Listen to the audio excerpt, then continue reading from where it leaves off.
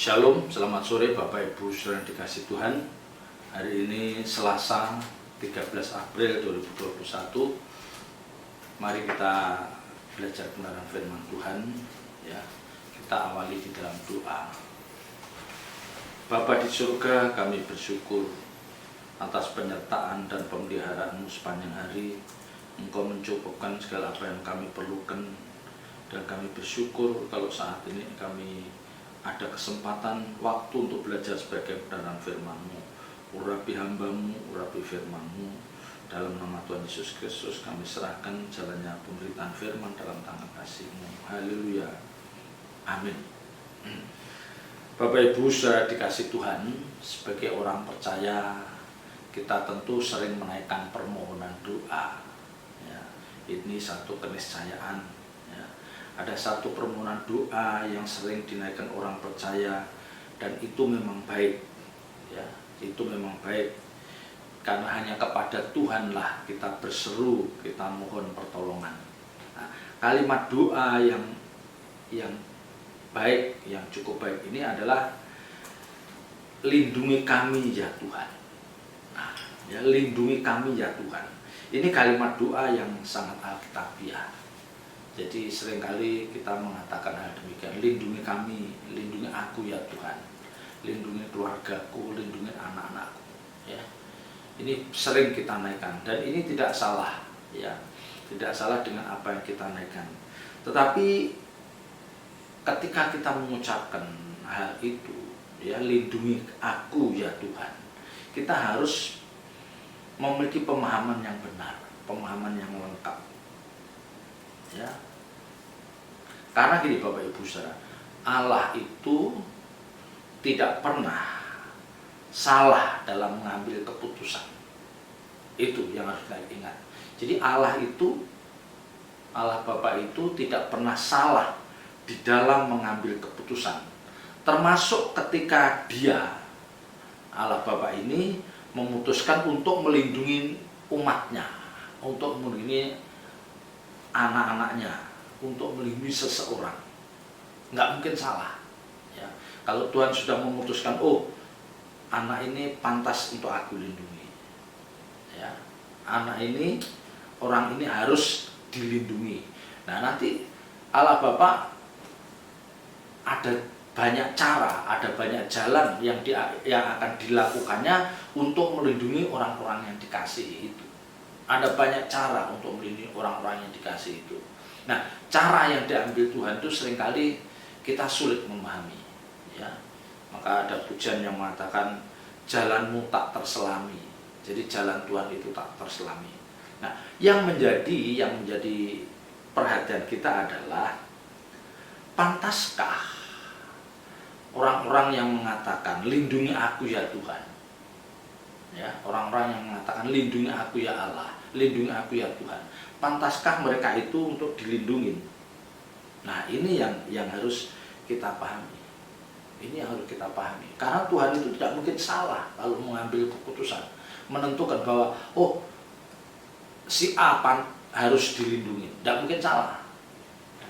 Jadi karena Allah Bapa itu tidak mungkin salah dalam setiap tindakan, setiap keputusannya, maka kita juga harus tidak boleh salah dalam mengucapkan itu ya.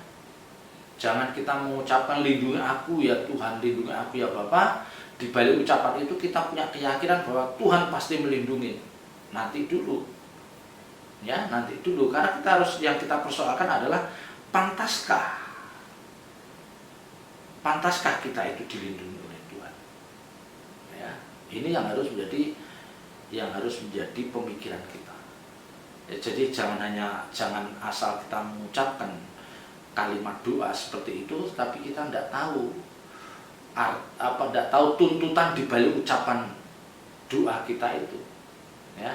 Karena sudah saya katakan, Tuhan tidak mungkin salah dalam mengambil tindakan, mengambil keputusan ya. Artinya apa? Tuhan tidak mungkin akan melindungi orang yang tidak pantas untuk dilindungi ya. Jadi Tuhan tidak mungkin melindungi orang yang tidak pantas untuk dilindungi. Dan nanti kita belajar bagaimana supaya kita menjadi orang-orang yang pantas dilindungi oleh Tuhan.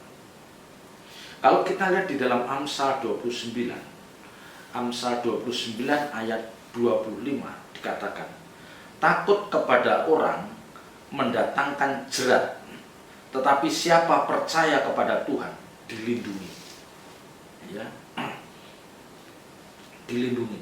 Ini seperti ada satu kontradiksi ya antara mempercayakan kita mempercayakan pada orang, pada seseorang itu ditunjukkan dengan rasa takut kita. Artinya apa? Kalau kita punya takut ya, takut kepada orang itu artinya apa? Artinya kita itu tunduk terhadap apa yang dilakukan orang itu terhadap kita. Nah, ayat ini katakan takut kepada orang mendatangkan jerat, tetapi siapa percaya kepada Tuhan dilindungi. Nah, jadi yang dilindungi Tuhan adalah orang-orang yang percaya kepada Dia. Nah, nanti kita lihat percaya di sini seperti apa yang dimaksudkan percaya seperti percaya di sini. Ya, jadi kita mau belajar dari kebenaran ini. Kebanyakan kita, khususnya orang-orang dunia, ini punya rasa takut kepada manusia. Ya, punya rasa takut terhadap manusia. Nah, rasa takut kepada manusia, rasa takut kepada seseorang itu pasti ada landasannya. Kenapa orang ini kok takut kepada orang itu?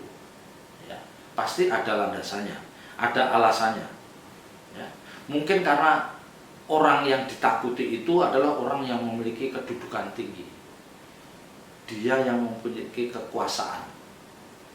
Dia yang memiliki power, ya, yang karenanya nasib kita ada di tangan dia. Bisa seperti itu, ya, karena kedudukannya, karena jabatannya, bisa kita menjadi takut, ya. Atau mungkin orang itu, mungkin hidup kita sangat tergantung pada orang itu, karena betapa kita tidak berdaya, kita tidak memiliki kemampuan, kekuatan, sehingga hidup kita hampir sepenuhnya tergantung pada orang itu, sehingga kita mau tidak mau ada rasa takut, ya. Atau mungkin masa depan kita atau keluarga kita ada di dalam tangan orang itu, ya. Ini yang mungkin landasan atau alasan yang membuat seseorang itu takut pada orang lain. Ayat ini katakan takut kepada orang mendatangkan jerat. Nah, ini sesungguhnya suatu kondisi yang tidak tepat. Takut seperti ini akan mendatangkan jerat. Ya, jadi kalau kita takut pada seseorang, landasannya seperti itu, waduh, itu akan mendatangkan jerat bagi kita. Dan takut kita itu harus hanya pada Tuhan. Kalau terhadap orang lain, siapapun mereka, kita diajarkan untuk menghormati, memperlakukan dengan benar, menghormati itu. Tapi kita tidak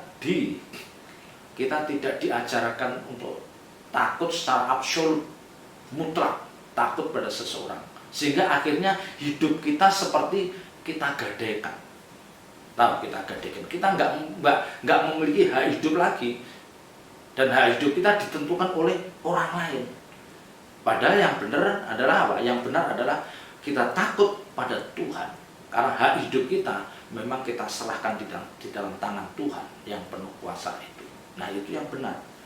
Ya, maka ayat ini katakan takut akan Tuhan itu, takut terhadap seseorang itu akan mendatangkan jerat.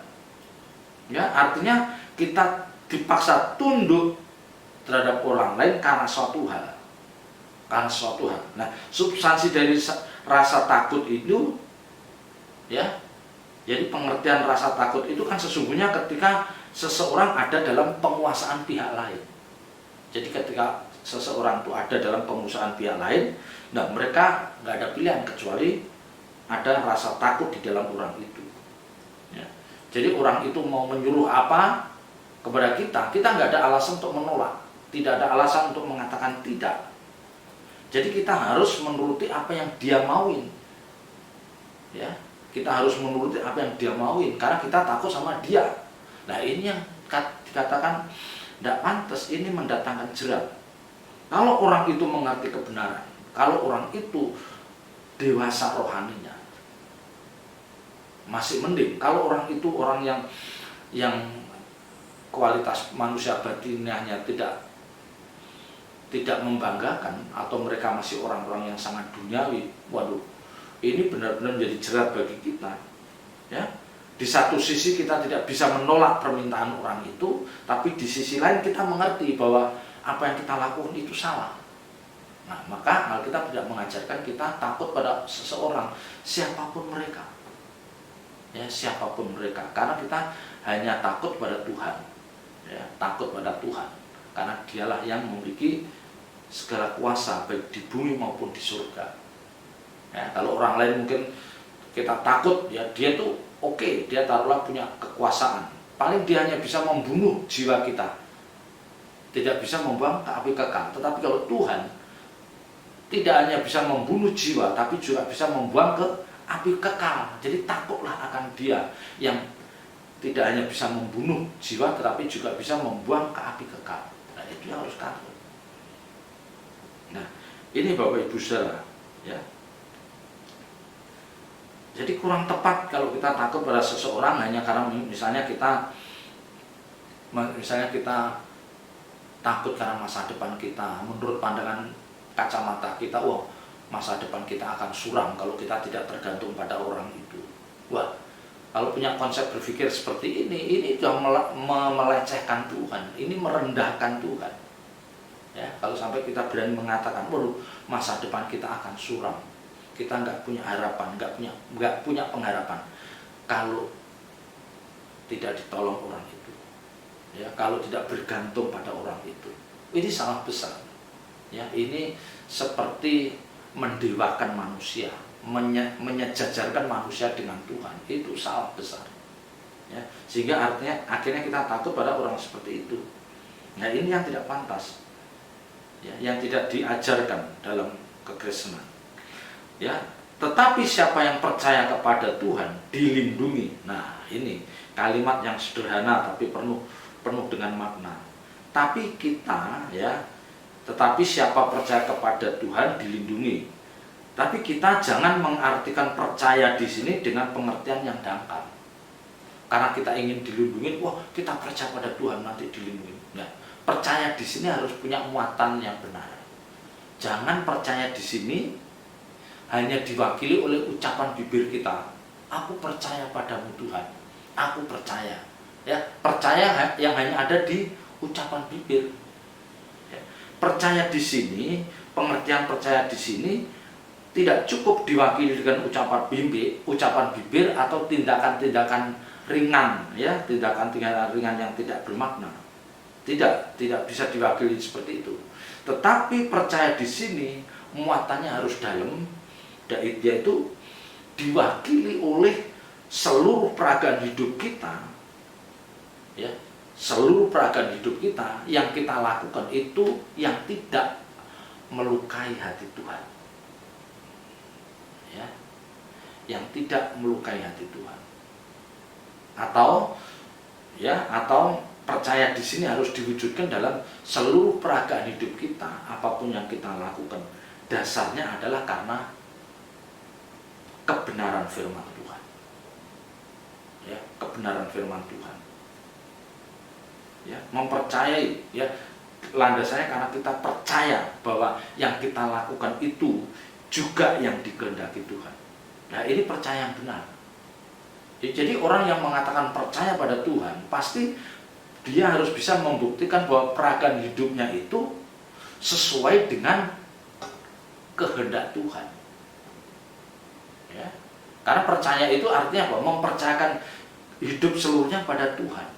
Jadi kalau saya atau kita percaya pada Tuhan, artinya kita mempercayakan hidup kita sepenuhnya kepada Tuhan. Jadi apapun yang kita lakukan, apapun yang kita kerjakan, itu landasannya karena kita mau menuruti kehendak Tuhan. Ya, kita mau menyenangkan hati Tuhan. Nah, itu benar. Itu baru benar.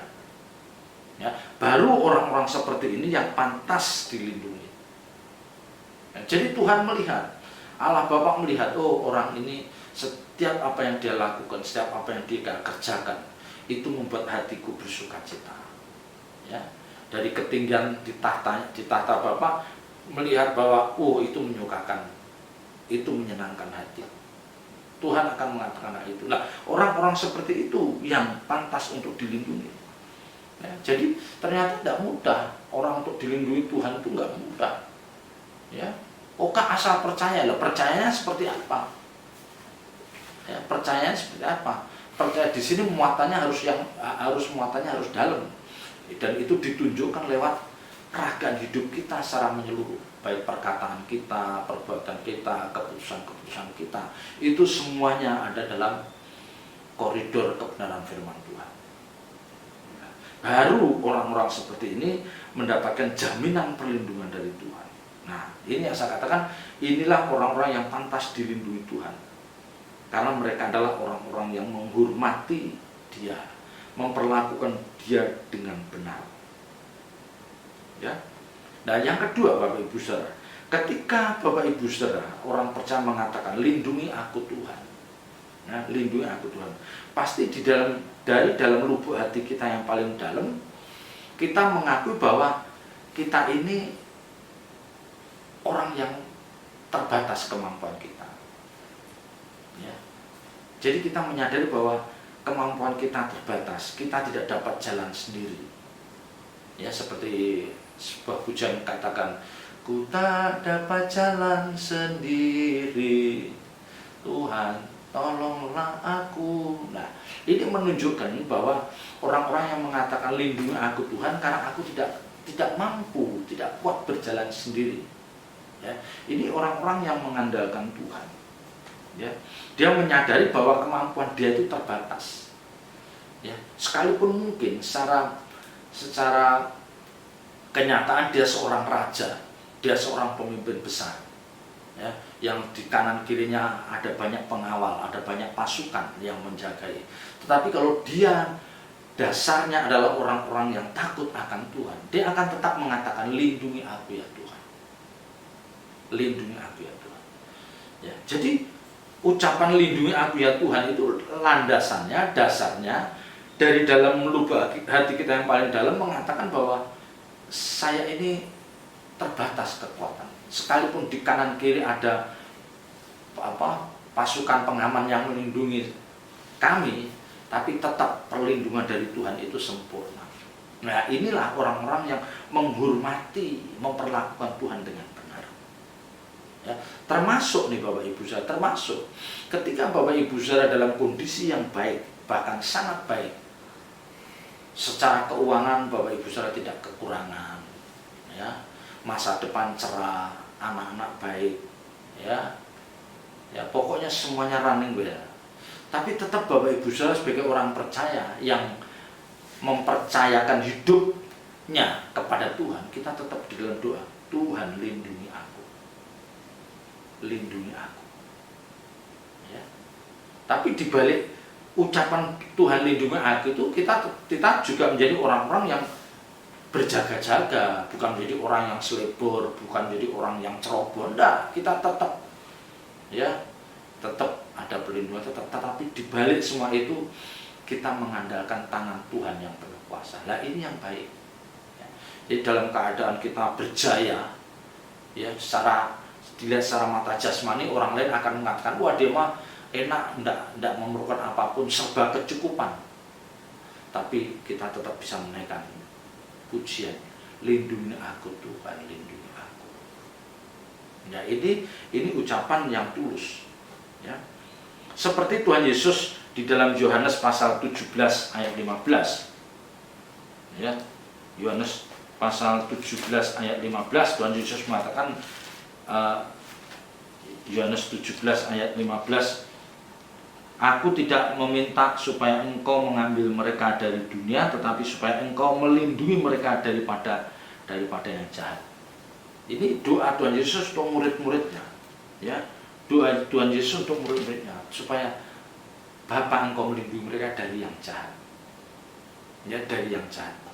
Karena Tuhan tahu bahwa kondisi saat itu orang jahat begitu kuat, ya, sehingga Tuhan merasa bahwa wah, ini kalau tidak dilindungi oleh Allah Bapa ini bisa membahayakan, ya. Karena Tuhan katakan mereka seperti domba di tengah-tengah serigala.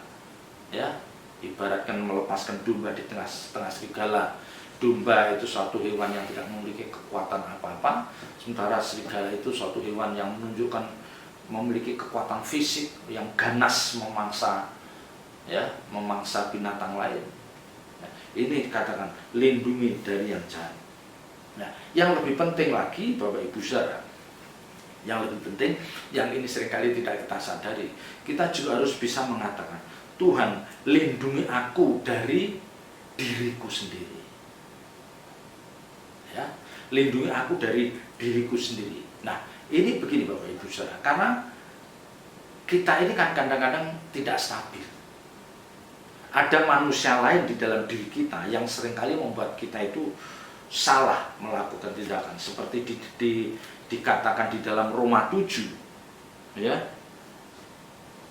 Roma 7 itu dikatakan, ya, sebab aku tahu bahwa di dalam aku, yaitu di dalam aku sebagai manusia tidak ada sesuatu yang baik, sebab kehendak memang ada di dalam aku, tetapi bukan hal berbuat apa yang baik, sebab bukan apa yang aku kehendaki, yaitu yang baik yang aku perbuat, melainkan apa yang tidak aku kehendaki, yaitu yang jahat yang aku perbuat. Nah, jadi seringkali di dalam diri seseorang itu ada dua pribadi. Dua pribadi, yang satu berkeinginan untuk berbuat baik, tapi di satu sisi ternyata yang kita lakukan yang tidak baik. Nah, ini yang makanya kita bisa mengatakan, lindungi ya Bapa dari diriku sendiri. Ya, karena di dalam diri, di dalam daging kita ini seringkali ada kekuatan lain yang akan mengarahkan kita untuk melakukan perbuatan yang tidak baik. Ya, Roma 7 ayat 18-19 mengatakan demikian. Ya. Nah, inilah kenapa orang percaya itu selalu diharapkan untuk selalu dalam persekutuan dengan Tuhan. Ya, kita itu selalu kerap, ya, ada persekutuan dengan Tuhan. Karena yang membahayakan itu adalah ada manusia lain dalam diri kita yang seringkali tanpa sadar kita melakukan. Ya, kan tidak jarang kita melakukan tindakan apa yang setelahnya kita menyesal luar biasa. Ya, padahal kita tidak merancang melakukan itu. Kita tidak merancang marah besar, kita tidak merancang mau memukul atau mau menggampar seseorang, tapi kenyataannya kita melakukan. Dan setelahnya kita menyesal. Nah, ini menunjukkan bahwa kita tidak bisa mengendalikan diri, yang pertama. Yang kedua, ada pribadi lain yang ada dalam diri. Ada manusia lain dalam diri kita. Ya, yang seringkali dikatakan ada monster. Ya, monster kita itu ada, yang suatu saat bisa akan nampak dan itu bisa memalukan. Nah, itu makanya dalam setiap kita berdoa itu jangan lupa Tuhan katakan, Tuhan lindungi aku dari diriku sendiri. Ya, ini penting Bapak Ibu saudara. Ya, ini penting. Setiap kita perlu perlindungan, siapapun kita. Ya, jangan karena kita merasa hebat, merasa kuat, ya, bisa membayar tenaga keamanan untuk keluarga kita, terus kita tidak merasa perlu dilindungi Tuhan. Ini salah. Ini salah. Tetapi yang lebih penting adalah yang tadi di awal saya katakan, mari kita membawa diri kita membawa hidup kita menjadi orang-orang yang pantas dilindungi. Nah, ini yang menjadi perlindungan kita. Apakah kita ini pantas dilindungi Tuhan atau tidak? Bapak Ibu saudara sendiri yang tahu. Ya. Ya. Terlebih dalam kondisi yang amat sangat sulit seperti sekarang, untuk hidup normal pun sulit. Ya, sementara kebutuhan hidup kita akan terus membengkak, tapi di satu sisi cari uang semakin sulit. Ya. Tetapi jangan karena itu saja kita mohon perlindungan Tuhan, tapi lebih dari itu, lindungi kami Tuhan, jauhkan kami daripada yang jahat. Ya, termasuk lindungi aku dari diriku sendiri yang seringkali tanpa bisa dikontrol, diri kita bisa melakukan suatu perbuatan tercela. Ya, itu yang menjadi pelajaran bagi kita. Ya, tapi di atas semua itu Bapak Ibu saudara yang dikasihi Tuhan, saya hanya terus mengingatkan, pererat hubungan kita dengan Tuhan. Mari kita berjuang untuk membangun intimasi dengan Tuhan. Menjelang akhir zaman, ini satu-satunya yang diperlukan. Berjuang untuk membangun intimasi dengan Tuhan. Lewat doa, lewat belajar kebenaran firman Tuhan, ya, lewat doa penyembahan, lewat ibadah yang kita lakukan. Di sanalah sarana kita untuk membangun hubungan dengan Tuhan. Ya, selamat berjuang. Tuhan Yesus memberkati. Bapa, kami bersyukur atas penyertaan dan lawatan-Mu pada sore malam hari ini. Lindungi kami ya Bapa, anak-anak-Mu. Biarlah kami semua akan berjuang untuk bisa memperagakan hidup seperti orang-orang yang pantas, yang layak dilindungi. Terpuji nama-Mu kekal selama-lamanya. Dalam nama Tuhan Yesus Kristus kami berdoa. Haleluya. Amin.